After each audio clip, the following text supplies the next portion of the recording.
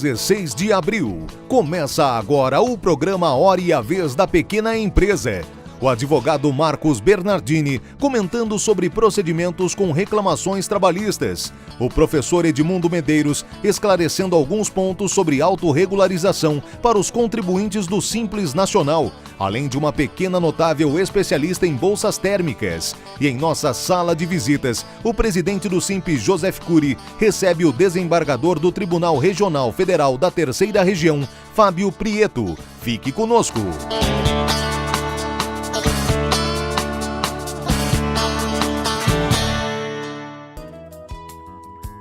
Conheça as novidades deste mês do Cartão Simp de Benefícios. Acesse cartãosimp.org.br. O professor Edmundo Medeiros esclareceu algumas questões importantes sobre a autorregularização para os contribuintes do Simples Nacional e comentou sobre o Imposto de Renda Solidário. Confira.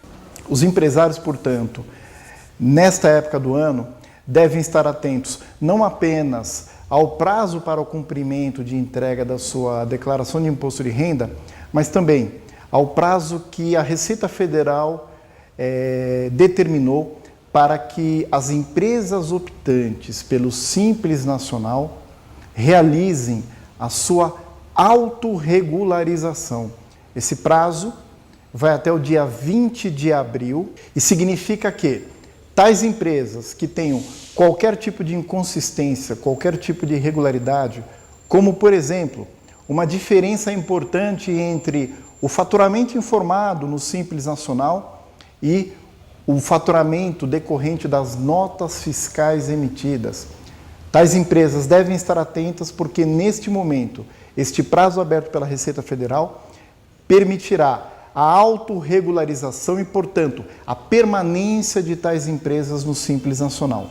Eu destaco, por fim, que a Universidade Presbiteriana Mackenzie, por meio de alunos da sua Faculdade de Direito e da sua Faculdade de Ciências Contábeis, vem atendendo gratuitamente contribuintes, microempreendedores individuais, sócios de empresas de pequeno porte, na elaboração da sua declaração de imposto de renda da pessoa física. Esse serviço vem sendo feito por alunos que foram tecnicamente preparados, está à disposição de contribuintes de toda a cidade, de todo o estado de São Paulo, na Rua da Consolação, número 930, de segunda a sábado até o dia 20 de abril.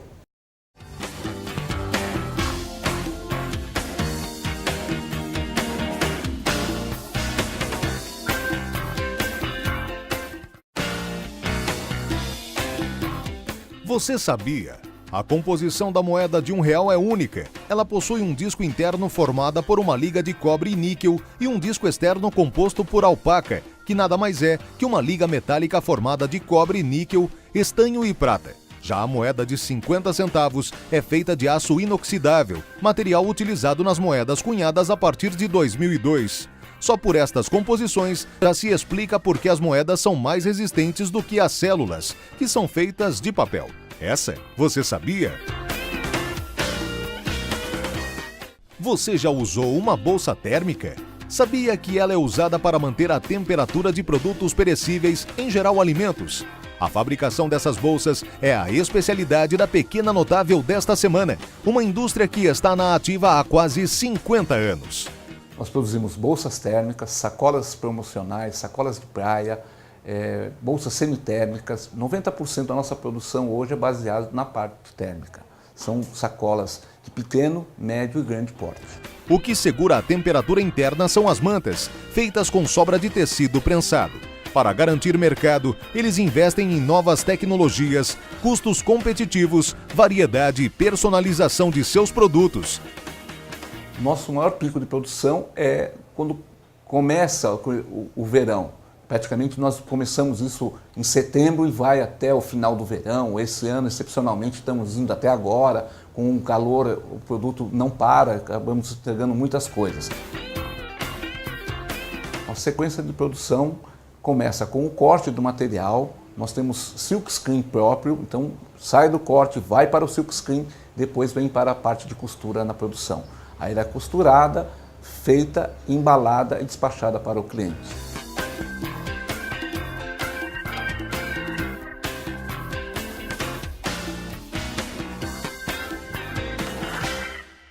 que acontece quando um empresário recebe uma reclamação trabalhista?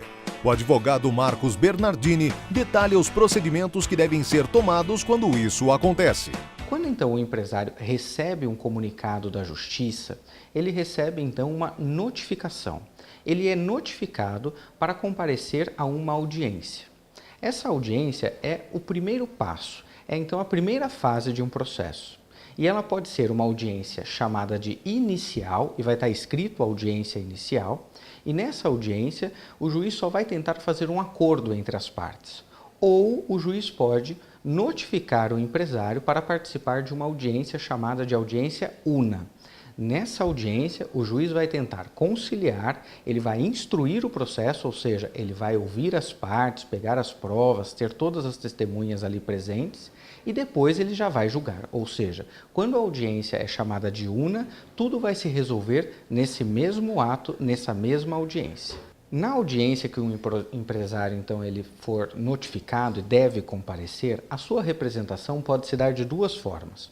Ou ele próprio, empresário, o sócio, se faz representar, ele vai pessoalmente, ou então ele pode mandar um preposto, ou seja, um representante seu.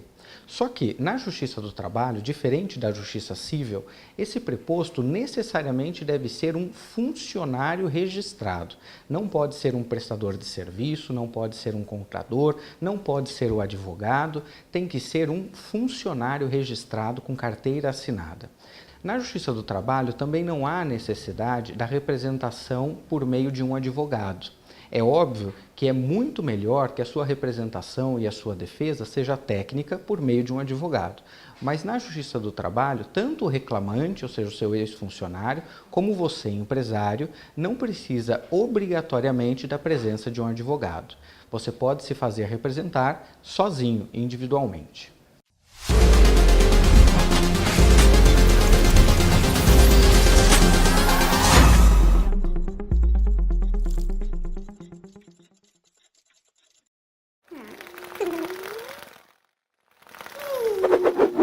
Acontece em São Paulo. Fundado em 1991, o Museu da Pessoa presta um excelente trabalho para a valorização da memória social brasileira. Com uma proposta pioneira, o museu tem como acervo a memória oral das pessoas, registrada em aproximadamente 15 mil relatos e 72 mil fotos e documentos digitalizados que contam a história dos últimos 100 anos do Brasil.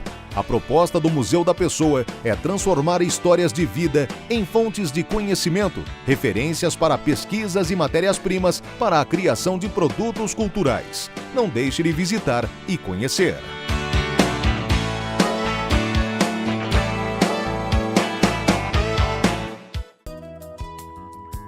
Conheça as novidades deste mês do Cartão Simp de benefícios. Acesse cartãosimp.org.br.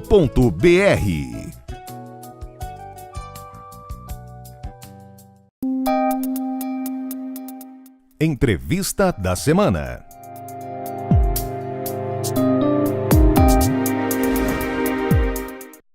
O nosso convidado de hoje é o Dr. Fábio Prieto, que foi corregedor da Terceira Região do Tribunal Regional Federal e foi presidente do Tribunal Regional Federal de São Paulo, Terceira Região, em Mato Grosso, e o mais jovem presidente da história do tribunal. É um prazer tê-lo conosco, Dr. Fábio. O prazer é todo meu, Cúrio. Espero colaborar aqui com o seu programa. Muito obrigado. Dr. Fábio, o senhor fez algumas coisas na história, na sua carreira, que hoje nós queremos explorar e tornar público para o Brasil. E, na sua gestão, o senhor teve 11 mil pessoas que o senhor administrava. O senhor administrou o maior orçamento do Judiciário, 1 bilhão e 700 milhões ano. As suas contas foi a única na história do Tribunal de Contas da União que foram aprovadas e que não foram a plenário. E o senhor exigia que quem trabalhava com o senhor não podia se afastar da posição de continuar sendo juiz. E o resultado disso, o senhor foi reconduzido com 97% dos votos sendo o juiz mais jovem a presidir o Tribunal Regional Federal. Nos conta o segredo, por favor. Olha, Cury, isso dependeu fundamentalmente da carreira que eu construí como profissional. Quando eu resolvi ser dirigente do tribunal, eu me construí primeiro como juiz. Isso é que é importante. A importância do juiz estar em ser juiz e não em ser presidente do tribunal. Depois que eu fui juiz durante muito tempo, eu acumulei 35 anos de experiência como juiz, como membro do Ministério Público e como advogado, aí é que eu resolvi ser corregedor e presidente. E eu quero crer que foi isso que me fez contar com a confiança dos colegas do tribunal e receber essa votação expressiva, histórica de 97%. A partir daí, eu administrei como juiz. Primeiro, o juiz não pode se afastar da jurisdição. O Brasil hoje é o país que tem mais juízes e também integrantes dos vários ministérios públicos. Nós somos o país recordista em desvio de função de juízes e membros de Ministério Público. Eles se afastam da jurisdição e vão ser juízes assessores, vão ser conselheiros disto e daquilo, vão para associações. Nós temos juízes no Brasil que não dão sentença há 10 anos. Não trabalham como juiz, trabalham como servidores. Há 10 anos? Há 10 anos, o contribuinte não sabe disso. Então, comigo não houve nenhum juiz assessor. Eu fui presidente do maior tribunal federal do país e não contei com ninguém. Contei com o corpo de servidores, que é de primeira linha e muito bem remunerado e recrutado por concurso público. Não é preciso ter juiz para fazer isso, para dizer que minha gravata é bonita, que eu sou inteligente. Quer dizer, isso não é necessário. Então, nós administramos o tribunal com esse resultado que você falou perante o Tribunal de Contas, que realmente é um dado que me alegrou e alegrou a minha equipe. Então, primeiro ponto, os juízes ficaram trabalhando. Os desembargadores que eu indiquei para exercerem funções administrativas no tribunal foram indicados nessas funções por mim com a condição de que nenhum deles se afastaria dos julgamentos. O importante são os julgamentos. Nós temos um fenômeno aqui no Judiciário e nos Ministérios Públicos do Brasil, que após a emenda 45, a chamada reforma do Judiciário, nós tivemos uma brutal burocratização dessas instituições. Então, foram criados órgãos, relatórios, uma infinidade de coisas. Uma das coisas mais difíceis hoje para o juiz, esse juiz que compõe a maioria silenciosa e trabalhadora, que eu chamo, que é a que responde pelo bom nome do Judiciário. Que são pessoas sérias, que são pessoas sérias, trabalhadoras. Quer dizer, a maior dificuldade que nós temos hoje é trabalhar, porque a toda hora são criados relatórios, cursinhos, grupos ditos de trabalho, assessorias, eleições, uma série de coisas que não interessam a nós. Então, eu pus isso como meta, os juízes ficaram trabalhando e os desembargadores que exerceram funções administrativas no meu mandato, nenhum deles se afastou dos julgamentos. Foi para começar. Mudei o sistema de controle interno do tribunal, que já era muito bom, porque nós temos equipes muito boas, nossos servidores são realmente de primeira linha, mas por uma proposta aqui do TCU, que tem quadros técnicos também de primeira linha, junto com essa assessoria me fizeram uma proposta, eu tomei posse em fevereiro de 2014, e em 2016, no mês seguinte, em março, eu mudei o sistema de controle. Mudar o sistema de controle quer dizer o quê? Quer dizer aumentar a fiscalização sobre a minha pessoa e a minha equipe. Claro. Então nós mudamos isso no mês seguinte e, para minha surpresa, depois o TCU me dispensou da prestação de contas no plenário nos 2 anos do meu mandato. Acho que a população hoje, com essa discussão do impeachment, sabe muito bem o que é manter as contas públicas, o dinheiro público em ordem. E o TCU tem profissionais de primeiríssima linha e são muito competentes e vão muito a fundo nas questões. Essa proposta, inclusive, veio do TCU, para o meu pessoal técnico aqui. O nosso sistema de controle do TCU é excepcional. Se isso é bem usado depois ou não, aí para outros... Sim, outro cenário. Isso é uma outra questão. Sim. Mas as equipes técnicas do TCU do Brasil são espetaculares. O corpo técnico realmente é muito digno. Competentes. São extremamente competentes. Eles sabem fiscalizar. É isso que significa. Eles sabem apertar a gente. Sabe. E são competentes para apresentar soluções também. Foi exatamente o meu caso. Nós fizemos isso e focamos no trabalho. Depois de 2 anos, o resultado foi o seguinte: do estoque de processos que nós tínhamos, nós abatemos 20%. Diminuímos o estoque em 20% do Tribunal Federal de São Paulo. E todo o volume de processo que foi distribuído nesses 2 anos, nós demos conta também. Então, nós demos conta dos processos distribuídos durante os 2 anos e abatemos 20% de estoque. O que é um dado excepcional. Que é um dado excepcional, sem dúvida alguma. Não é? Mantivemos as pessoas trabalhando e privilegiei, governei para todos, mas privilegiei esse juiz da maioria silenciosa trabalhadora, que eu ouvi muito, porque fui corregedor, e o corregedor visita a todos os juízes ainda na Justiça Federal. Aliás, um trabalho extremamente difícil. É um trabalho extremamente difícil, quer dizer, eu conversei muito com os juízes e cansei de ouvir reclamação desses juízes que levam o judiciário, que é essa maioria silenciosa trabalhadora, que hoje vive a responder relatórios, pesquisas, grupos de trabalho. O juiz hoje é obrigado a fazer escolinha, Cury. É uma coisa... Escolinha do quê? Nós tínhamos essa estrutura de escola no judiciário, que era uma coisa assim meio alátere, meio sem grande importância. Com essa reforma do judiciário, nós demos força e criamos as tais escolas da magistratura. Cada tribunal e cada Ministério Público tem uma escola. Então, você tem uma norma, para você ter uma ideia, do CNJ, que o juiz trabalhador, que está lá fazendo sentença, que está lá fazendo audiência, que está lá recebendo as partes, ele é obrigado a fazer X horas de curso todo ano. E o juiz que está na associação, esse, além de não estar trabalhando, porque está afastado das funções recebendo salário para ser da associação, ele vai ser professor do outro. Ele vai ser professor do que trabalha.